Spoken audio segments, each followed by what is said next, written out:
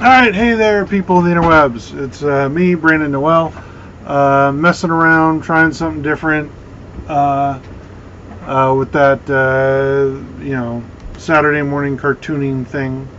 Um, I'm a cartoonist, and I like to do some videos every Saturday morning, throwing back to some animation and stuff, and I said I'm trying something a little different. Uh, so we'll see how this works. Um, Normally I record the audio after the fact, but I'm lazy and I don't want to do that anymore, and that's what's holding up the videos. So I'm going to try to record this as we go along.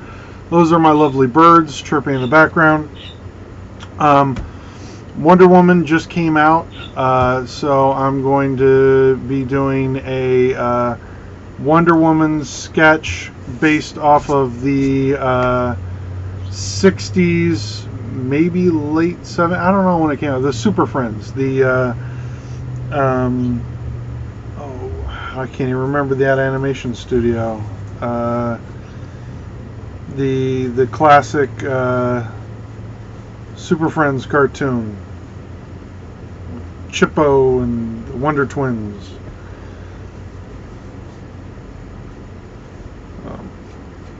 Just kind of laying out some rough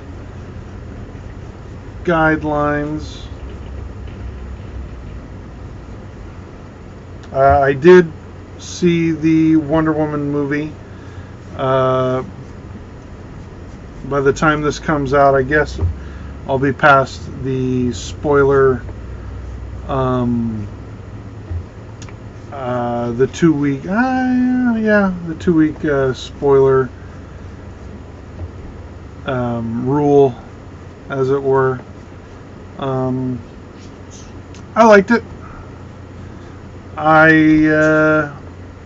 This might be sacrilegious, but I felt the Warner Brothers animation films kind of covered the subject matter a little bit better.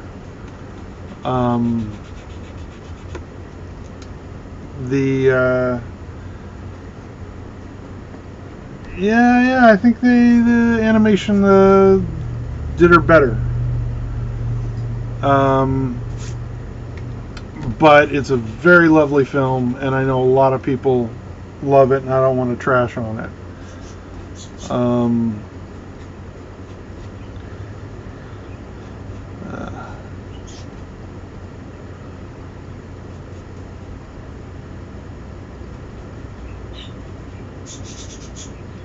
I guess I was kind of hoping for more of a Clash of the Titans feel, not the new stuff, the original Clash of the Titans. The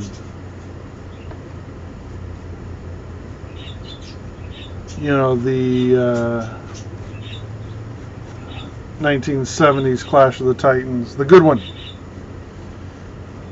And I always kind of felt Wonder Woman works best in that realm. That, and there's a part of me that was really disappointed that they did World War One. Like World War II. Like, you're doing a Wonder Woman movie, you kind of want to watch Wonder Woman punch Nazis, right? Like, am I alone in that? Like, I just, Wonder Woman punching Nazis is I'm way out of perspective.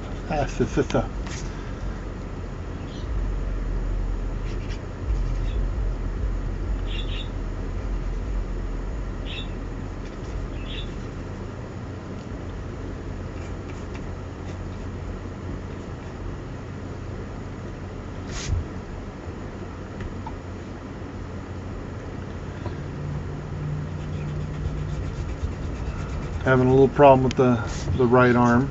Getting that in perspective.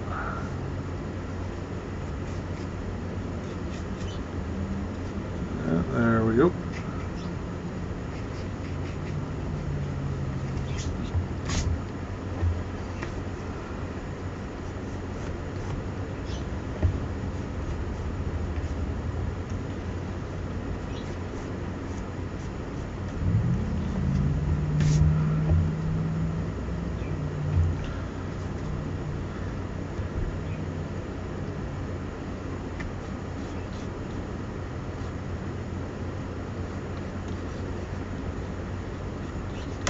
But you know, uh, the movie was it was good. It was good. Like I said, I would have liked to have seen more.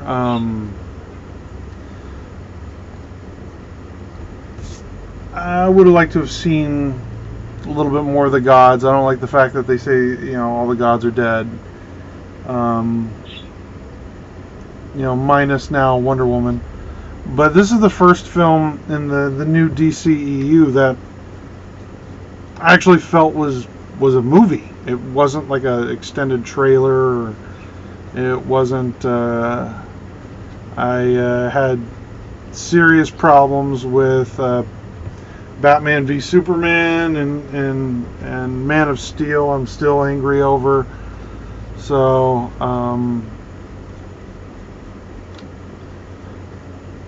Yeah, it was the first legitimate movie in their universe.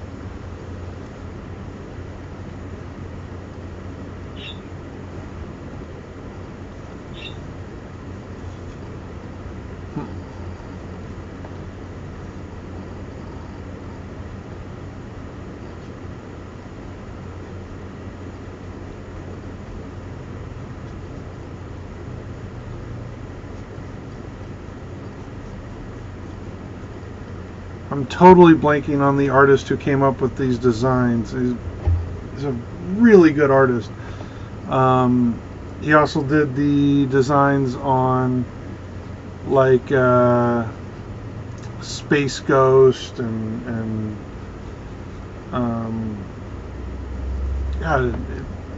he was a huge influence on Bruce Timm.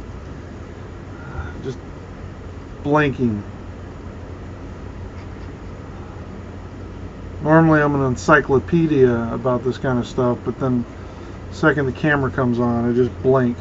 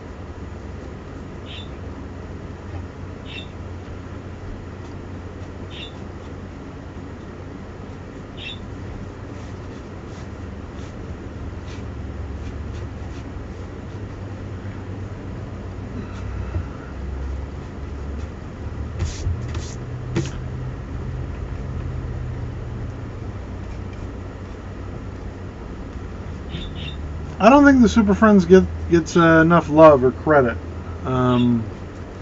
When I was a kid, they were kind of my introduction to superhero-dom. You know, like I caught them on reruns. I'm not old enough to have seen them their first go, but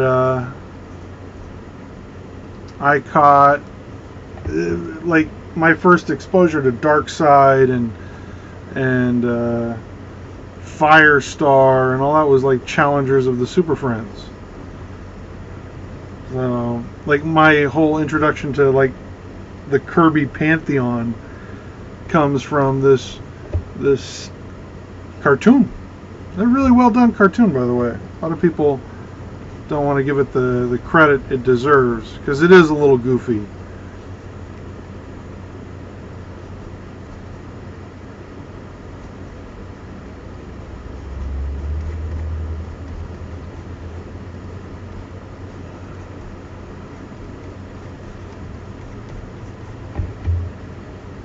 You know, they weren't necessarily treating these characters as anything other than Saturday morning cartoon characters, so you don't see a lot of necessarily the best coming out of the Super Friends series. But without that Super Friends series, you don't get the definitive Justice League in the early 2000s, or early aughts, as they say. One of the things I love that Bruce Timm Justice League series for is there's an episode where they actually do the Wonder Twins, and they kind of do this their own take on the Wonder Twins, and they're actually really cool, tough characters. I'd like to see those versions of the Wonder Twins come back. Yeah. Bippo the Space Monkey didn't make it, though. That's alright.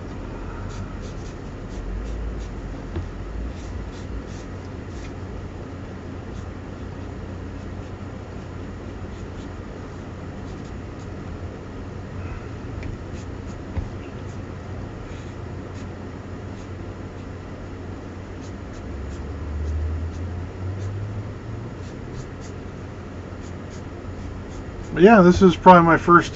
This was my introduction at Super Friends. Was probably my introduction to Wonder Woman. I think about it.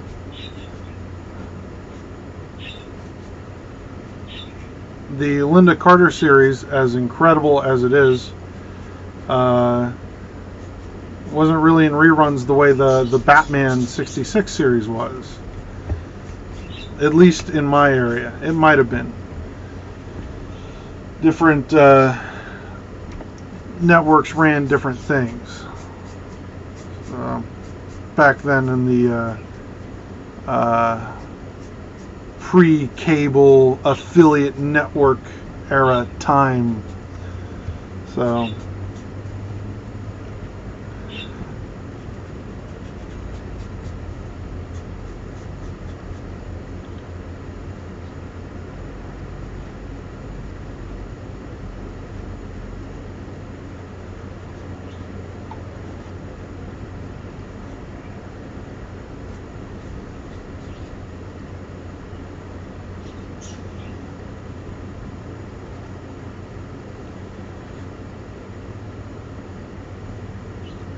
I know a lot of people love the George Perez Wonder Woman. I actually haven't read a whole lot of that.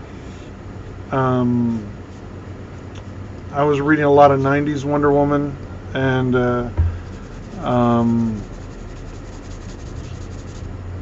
arguably that's not the best representation of the character, but that's what I grew up with.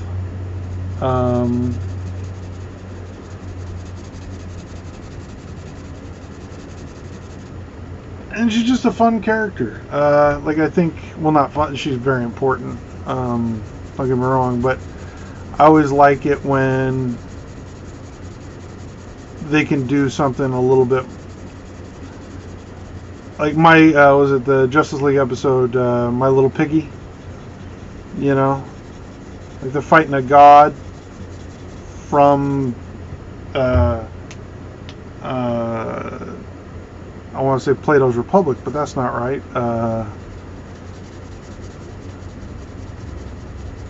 The Odyssey. They're actually Odysseus in the Odyssey. Like, I don't want to say deep literary cuts, but for a comic book, kind of, yeah.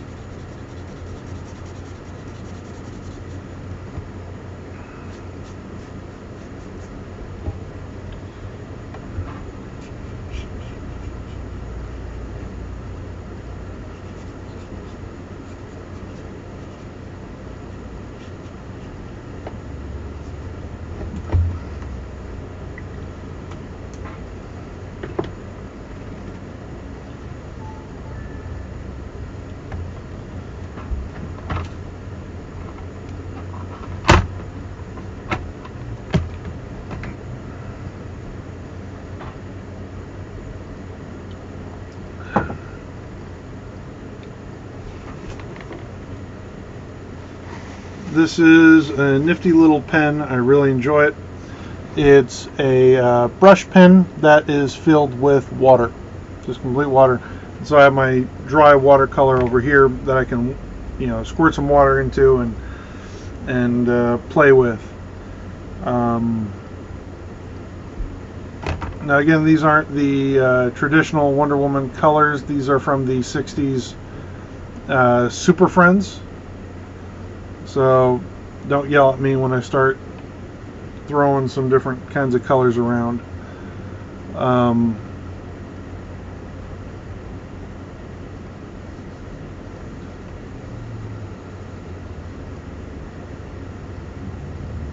But yeah, I think I might do 4 different versions of Wonder Woman for this month. Just, celebrating the character. That could be fun, yeah.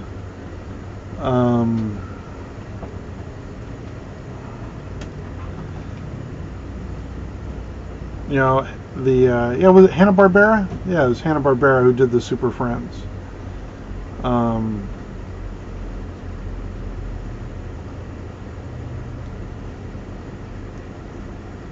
I'd have to go back, but I know Paul Dini was an animation legend on his first interview with Kevin Smith on the Fat Man on Batman podcast. Go back, look it up. It's a great interview. He talks about the old Hanna-Barbera Super Friends and how no one really wanted to do serious material. It was just like, okay, what do we, get it done, get it out. With that said, they're not doing serious material. They're not taking these characters serious, but still, it holds up. Like, these versions of these characters are still kind of around today.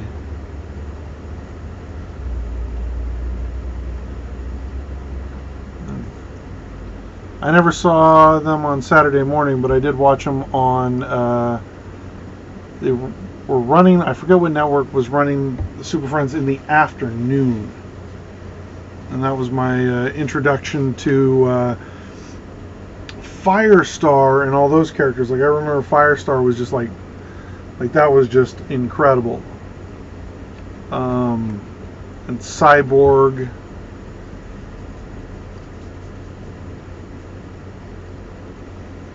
Like, that was my whole introduction to those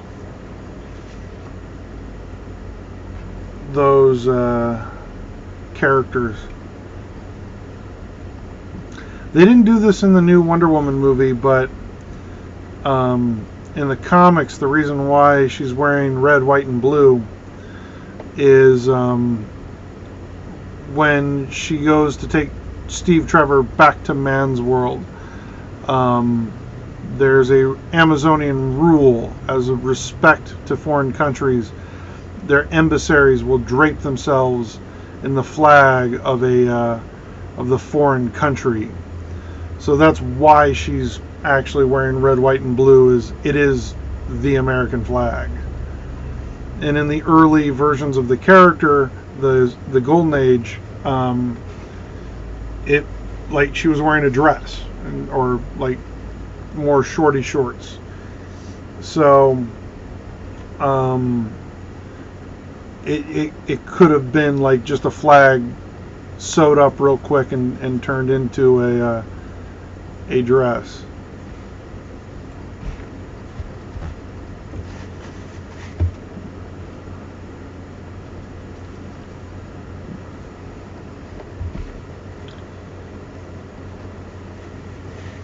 I guess my issues with the Wonder Woman movie aside, like, my issues are all on me. Like, it's like, they didn't talk about Hercules. They didn't,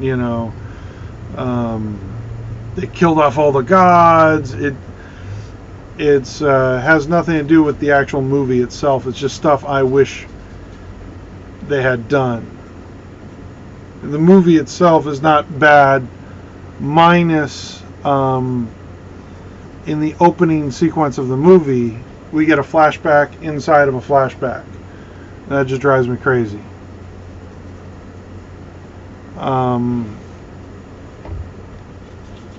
That just seems like bad storytelling.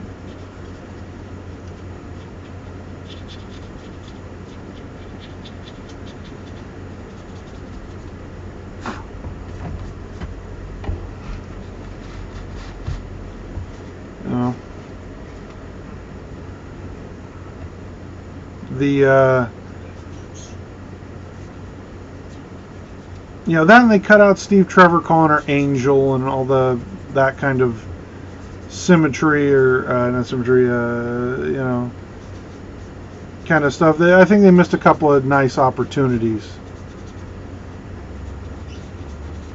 But, you know,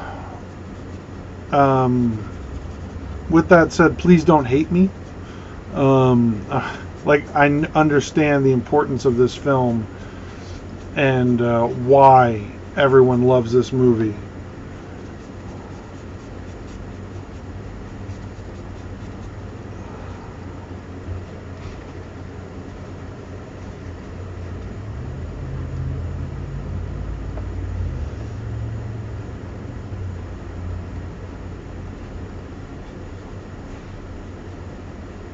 Ting, ting. All right, there you have it. Part 1 of Wonder Woman. I guess, yeah, this whole month I'll just be doing Wonder Woman.